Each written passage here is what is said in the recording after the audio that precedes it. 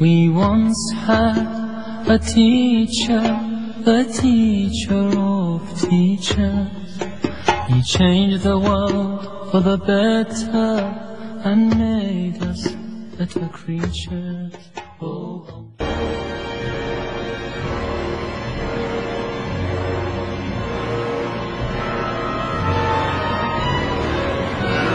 Baik, kita baca kepada satu hadis Nabi SAW.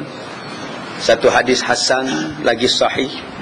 An Ubadah bin As-Samit an Nabi sallallahu alaihi wasallam qala: Man ahabba liqa'a Allah ahabba Allahu liqa'ah, wa man kariha liqa'a Allah kariha Allahu liqa'ah. Yang bermaksud daripada Ubadah bin As-Samit radhiyallahu anhu bahwasanya Nabi sallallahu alaihi wasallam bersabda, siapa yang suka berjumpa dengan Tuhan, maka Tuhan sukalah berjumpa dengannya. Dan sesiapa yang benci berjumpa dengan Tuhan, maka bencilah Tuhan berjumpa dengannya. Hadis ini adalah hadis yang sahih, hadis yang hasan lagi sahih. Jadi Ubadah bin As-Samit mengatakan bahawa Nabi pernah bersabda, Nabi berkata, siapa yang suka jumpa Allah, Allah suka jumpa dia. Siapa yang benci jumpa Allah, Allah pun benci jumpa dia. Jadi apa yang kita boleh faham daripada hadis ni? Adakah kita faham bahawa orang yang takut mati, orang yang tak nak mati ni tak elok?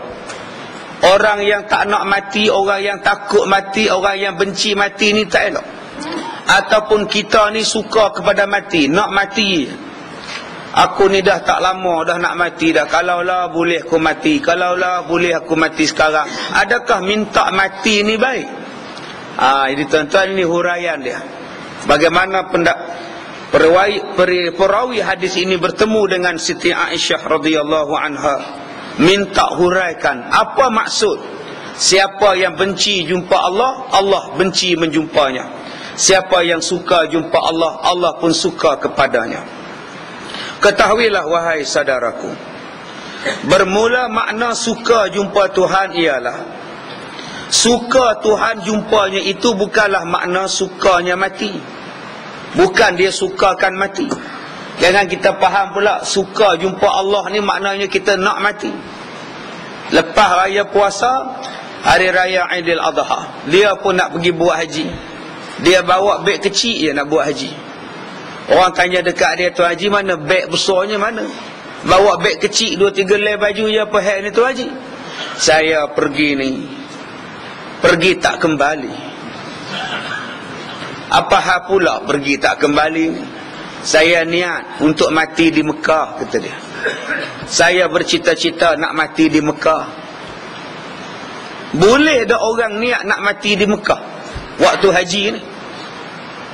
Adakah mulia minta mati ni? Adakah itu maksud hadis ini? Jawapan dia tidak.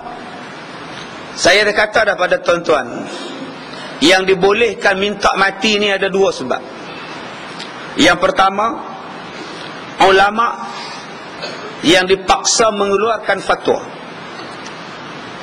yang mana fatwanya itu bercanggah dengan hukum syarak. Kalau fatwanya itu bercanggah dengan hukum syarak, dipaksa oleh pihak pemerintah supaya dia mengeluarkan fatwa itu yang bersalahan dengan hukum. Kalau dia tak keluarkan fatwa, dia diseksa. Kalau dia mengeluarkan fatwa, maka habis rosak umat Nabi Muhammad, habis rosak umat dengan fatwanya yang sesat. Maka ulama yang sebegini diharuskan minta mati.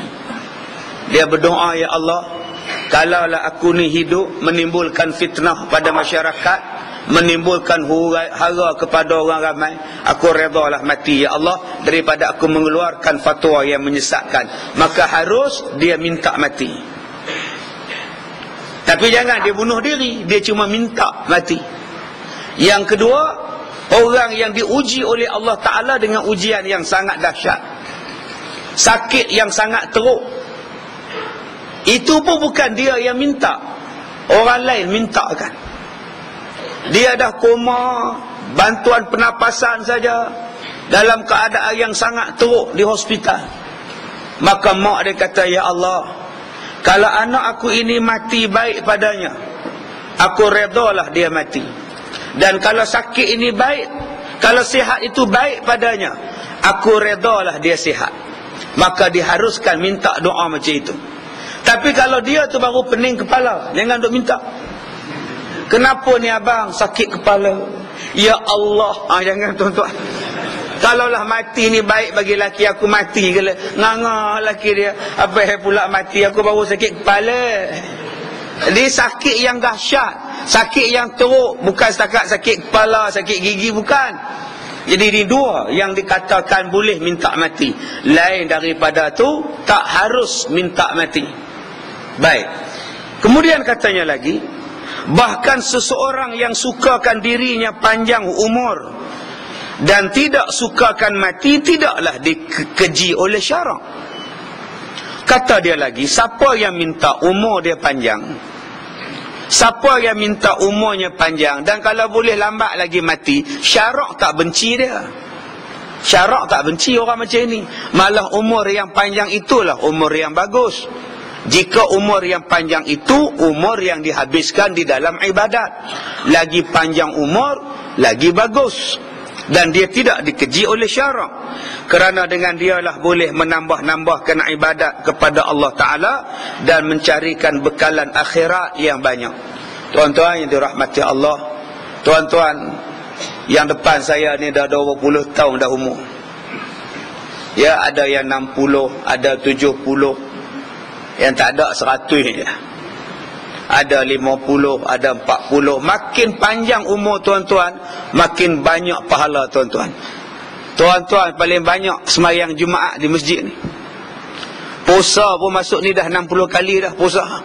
Orang lain baru 10. Tuan-tuan dah 60. Raya ni bukan kata 60 kali dah. Ustaz, puasa 60 kali, raya pun 60 lah Ustaz. Dah, raya kita banyak. Kira-kira 400 kali lah rasa. Tai Pusam, di Bali pun semua ni banyak. Kan satu Malaysia, raya orang lain pun raya kita lah. Banyaknya raya kita ni. Jadi tuan-tuan, kita ni paling banyak ibadat. Alhamdulillah. Sebab tu kita minta supaya dipanjangkan umur. Dan panjang umur itu tidaklah dikeji oleh agama. Maka dalil di atas tidak dikeji oleh syarak akan seseorang itu sukakan panjang umurnya dan tidak sukakan mati ialah hadis yang dikeluarkan oleh Abu Isa At-Tirmizi yang cukup panjang huraiannya di dalam kitab Sahih Muslim. Hadisnya begini, an Ubadah bin As-Samit an Nabi sallallahu alaihi wasallam